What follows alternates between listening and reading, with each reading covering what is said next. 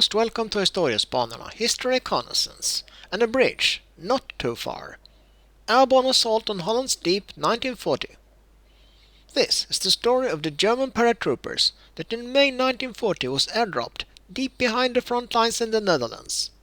The object was to take control of the key Moerdijk-bridges, spanning Hollands Deep, an estuary of the Rhine and Meuse rivers. Hollands Deep was in 1940 still in open connection with the North Sea. It had a strong current and tide, making it a very difficult waterway to span with pioneer material, should the bridges be demolished.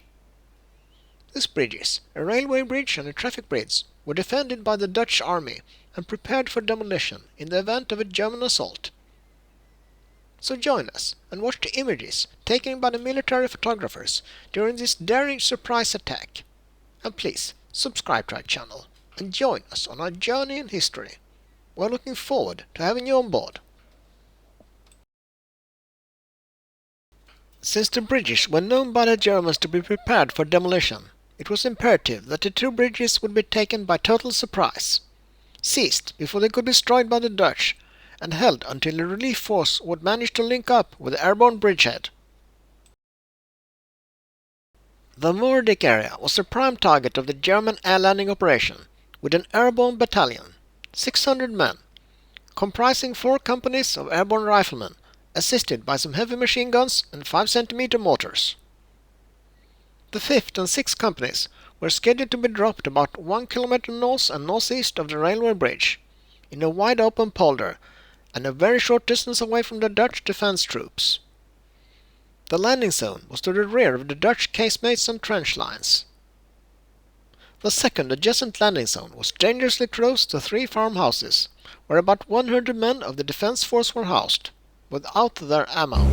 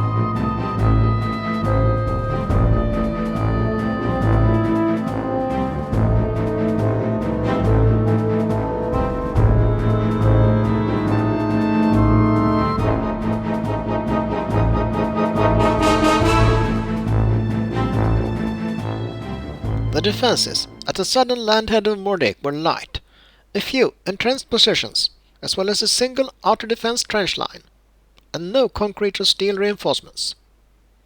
The bridges were scheduled to be destroyed once the enemy would approach the gates. As such, the budgets for steel and concrete reinforcement had been spared for the north side of the position.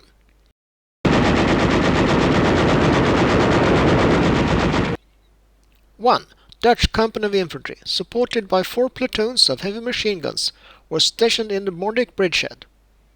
2 old 57mm infantry guns were the only heavier infantry support available. It was 350 men in total. Now they were overrun and started to surrender.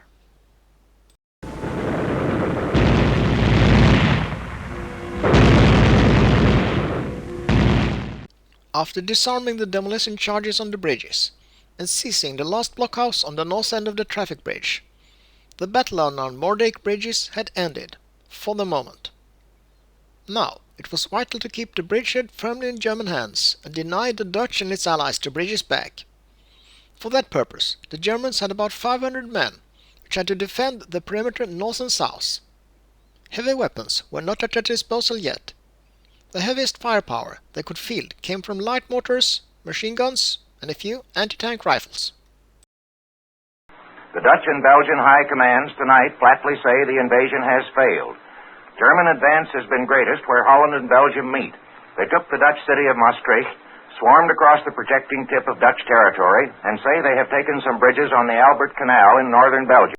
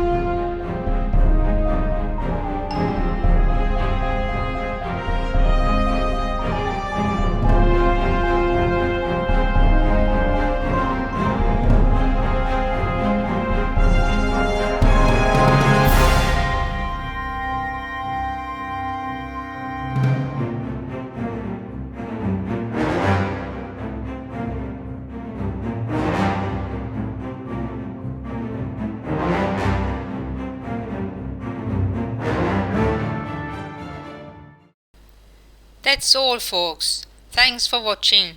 Please like and subscribe.